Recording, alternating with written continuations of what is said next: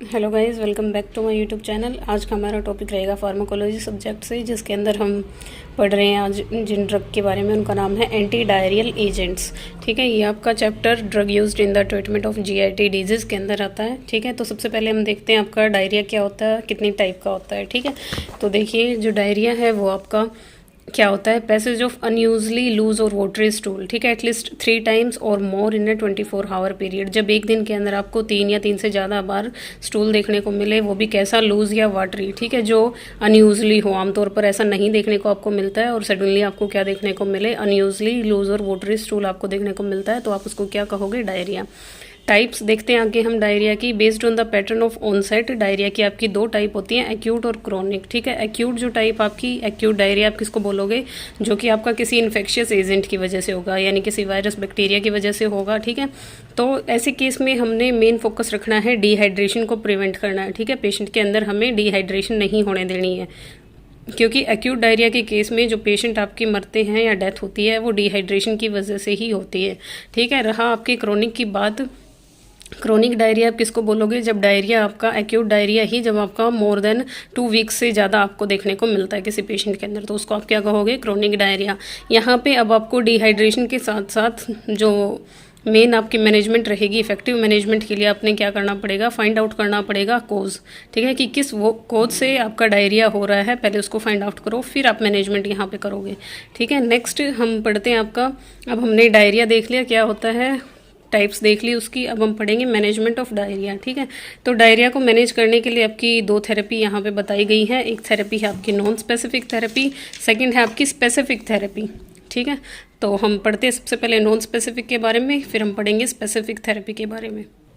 देखिए, non specific therapy में भी आगे 2 सब टाइप आपकी, एक तो ओरल और एक पेरेंट्रल रिहाइड्रेशन। ठीक है, अपने पेशेंट को क्या करना है, डिहाइड्रेशन से बचाना है, और उसके लिए आपने क्या करना पड़ेगा, बॉडी को दोबारा से रिहाइड्रेट करना पड़ेगा, यानी फ्लूइड इलेक्ट्रोलाइट्स बैलेंस को क्या करना पड़ेगा, मेंटेन करना पड़ेगा। वो आप ओरली रूप से भी कर सकते हो या फिर आईवी रूप से भी कर सकते हो। सेकेंड टिप्स में आप क्या करोगे, एंटी मोटिलिटी या फिर एंटी सिक्रेटरी एजेंट आप यहाँ पे दोगे। ठीक है, एंटी मोटिलिटी यानी जो इंटेस्टाइन की जो मूवमेंट है उसको क्या कर दें, रोक दे, अगेंस्ट काम करे। तो उसके अंदर आप जो दवाइयाँ दोगे वो रहेंगी आपकी ओपियोइड्स यानी स्टेरॉयडल इन नेचर। उसके अंदर फर्स्ट आती है आपकी कोडीन, सेकंड आती है डाइफिनोक्सिलेट और थर्ड आती है लोप्रामाइड। ठीक है, ये दवाइयाँ आप यहाँ पे यूज़ करोगे। नेक्स्ट है आपकी स्पेसिफिक थेरेपी। इसके अंदर क्या होती है आपकी विद एंटी माइक्रोबियल एजेंट्स। यहाँ पे आपको अगर मतलब माइक्रोब का पता है किस वजह से हो रहा है, उसी के अगेंस्ट क्या करोगे आप, यहाँ पे एंटीबैक्टीरियल दवाइयाँ दे दोगे। ठीक है, ये क्या है आपकी एंटी मोटिलिटी हैं, जो सिर्फ मोटिलिटी को रोकेंगी, और ये यहाँ पे क्या होंगे आपकी जो एंटी माइक्रोबियल होंगी। ठीक है, तो नॉन स्पेसिफिक में सबसे पहली जो चीज़ आती है वो है हमारा ओआरएस के बारे में।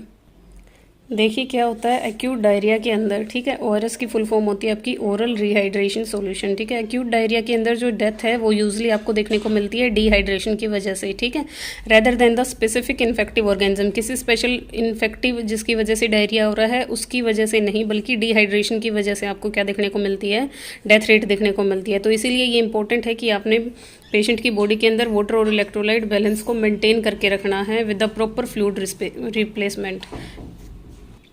तो ओआरएस है जो आपका, वो आपका सिंपल, सेफ और लीस्ट एक्सपेंसिव मेथड होता है, या फिर आप इसको लाइफ सेविंग मेथड बोलते हो for the choice of acute diarrhoea. Acute diarrhoea के अंदर ओआरएस आपका क्या रहेगा, लाइफ सेविंग मेथड रहेगा। कम मतलब ज़्यादा एक्सपेंसिव भी नहीं है और सेफ और बिल्कुल सिंपल है। ठीक है, तो WHO के अकॉर्डिंग आपका जो ओआरएस है उसके अंदर क्या क्या चीज़ें होनी चाहिए आपकी, सोडियम क्लोराइड होना चाहिए, सोडियम क्लोराइड यानी NaCl कितना होना चाहिए, 2.6 ग्राम होना चाहिए, पोटेशियम क्लोराइड होना चाहिए 1.5 ग्राम। ठीक है, सोडियम सिट्रेट होना चाहिए 2.9 ग्राम, और ग्लूकोज होनी चाहिए आपकी 13.5 ग्राम। ठीक है, और इस सारे मिक्सचर को या फिर एक पैकेट ये आपका जो है ओआरएस का, उसको आपने डिजोल्व करना है 1 लीटर ऑफ वाटर के अंदर।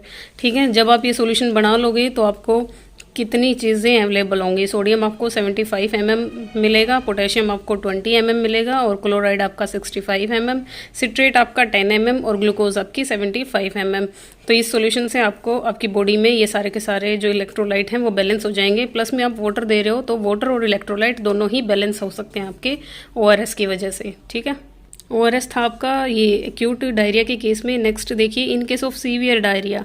ठीक है, सीवियर डायरिया किसी पेशेंट को है, प्लस में डिहाइड्रेशन भी है, तो आपने क्या करना पड़ेगा, आईवी फ्लूइड देना पड़ेगा पेशेंट को। ठीक है, सुपर ORS है वो आपकी ORS की ही एक इम्प्रूव्ड फॉर्म है, यानी ORS के अंदर जो हमने अभी पढ़ा वो सारी चीज़ें आती हैं। और सुपर ORS के अंदर क्या होगा, आपका सब्स्टिट्यूट ग्लूकोज को बदल दिया जाता है with the boiled rice powder की उससे, ठीक है। वहाँ पे ग्लूकोज की जगह क्या होगा, आपका बॉइल्ड राइस पाउडर होगा, जो आपका रिहाइड्रेशन में हेल्प करेगा, plus the decrease the frequency of diarrhoea, यानी अगर आपको दिन में 5-6 बार स्टूल आ रहे हैं तो वो जो फ्रीक्वेंसी है उसको क्या कर देगा, कम कर देगा, 5-6 से 2-3 पे ले आएगा, ठीक है। ऐसे फ्रीक्वेंसी को रिड्यूस कर देता है।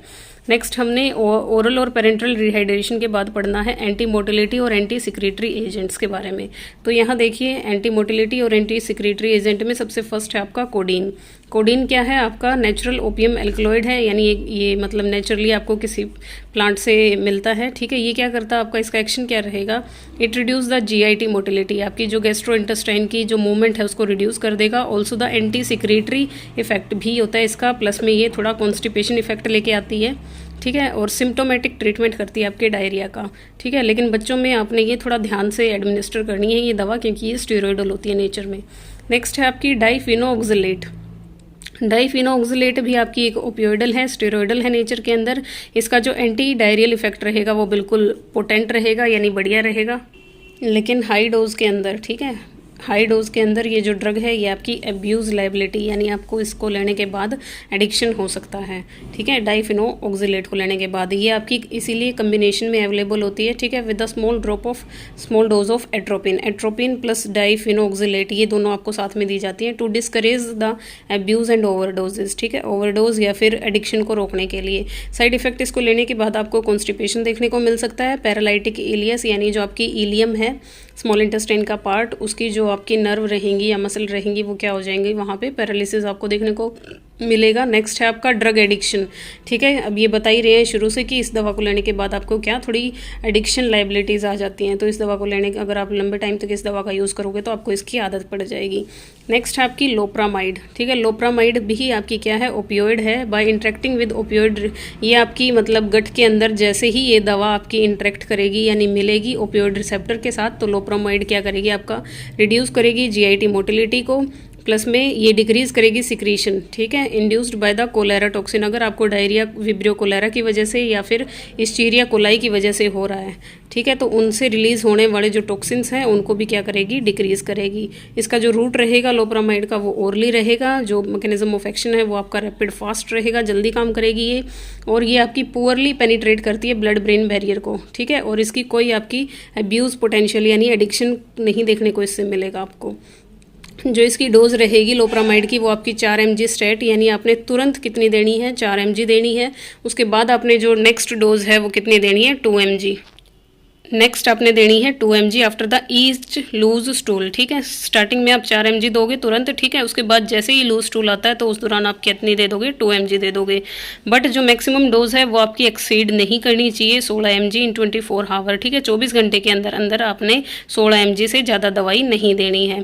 और ये आपकी यूज़ हो सकती है दोनों ही, एक्यूट और क्रोनिक डायरिया दोनों के अंदर आप इसका क्या कर सकते हो, यूज़ कर सकते हो। प्लस में आप इसको यूज़ कर सकते हो ट्रेवलर्स डायरिया में, यानी आपको ट्रैवलिंग के दौरान अगर डायरिया की दिक्कत देखने को मिल रही है वहाँ के खाने पानी की वजह से, तो क्या हो सकता है, आप वहाँ पे भी लोप्रामाइड को यूज़ कर सकते हो, ठीक है। इसके जो टॉक्सिक इफेक्ट रहेंगे आपके वो क्या रहेंगे, एक तो स्किन रैशेज रहेगा, हेडेक इसको लेने के बाद देखने को मिल सकता है, पैरालाइटिक इलियस यानी जो इलियम है वहाँ पे पैरालिसिस देखने को मिल सकता है। It should not be used in children less than 4 year of age, ठीक है। 4 साल से कम उम्र के बच्चों में आप इस दवा को लोप्रामाइड को यूज़ नहीं कर सकते हो, ठीक है। नेक्स्ट है जो हम ये ड्रग पढ़ रहे हैं आपकी एंटी मोटिलिटी ड्रग्स जिनके बारे में हम पढ़ रहे हैं, ये ड्रग आपकी ओनली सिम्टोमेटिक रिलीफ देती है डायरिया के अंदर, ठीक है। सिर्फ सिम्टम्स को रिलीफ करेंगी, यानी अगर आपको दिन में 4 से 5 बार या 6-7 बार डायरिया आ रहा है तो उसकी फ्रीक्वेंसी को कम कर देंगे, पेन होगा उसको ठीक कर देंगे। Should be avoided in acute infectious diarrhoea, अगर इन्फेक्शियस डायरिया है तो वहाँ पे इन दवाइयों का यूज़ नहीं करना चाहिए, ठीक है। नेक्स्ट इसके कुछ की पॉइंट्स आते हैं आपकी, rehydration is the first step in the management of acute diarrhoea, ठीक है। अगर एक्यूट डायरिया किसी पेशेंट को है तो फर्स्ट स्टेप क्या रहेगा आपका, रीहाइड्रेट करना, उसकी बॉडी में फ्लूइड और इलेक्ट्रोलाइट को बैलेंस करके रखना। नेक्स्ट आपका एंटी मोटिलिटी जो ड्रग है उनको अवॉइड करना चाहिए एक्यूट इन्फेक्शियस डायरिया के अंदर, ठीक है। एक्यूट इन्फेक्शियस डायरिया अगर किसी पेशेंट के अंदर है तो वहाँ पे आप एंटी मोटिलिटी यानी जो इंटेस्टाइन की मूवमेंट को स्टॉप कर दे वो ड्रग आपने क्या करनी है, यहाँ पे अवॉइड करनी है। उसके लिए फिर आप कैसी ड्रग दोगे, अगर इन्फेक्शियस है तो जिस भी वजह से इन्फेक्शन हो रहा है, जिस बैक्टीरिया वायरस की वजह से इन्फेक्शन हो रहा है उसका पता लगाओ और उसके अगेंस्ट दवाइयाँ देनी है, ठीक है, जो कि आपकी है ये एंटी माइक्रोबियल एजेंट। तो यहाँ पे हमारा ये टॉपिक कंप्लीट होता है एंटी डायरियल एजेंट का। आई होप आपको ये समझ आया है। मिलते हैं नेक्स्ट वीडियो के अंदर नेक्स्ट टॉपिक के साथ। Thank you guys.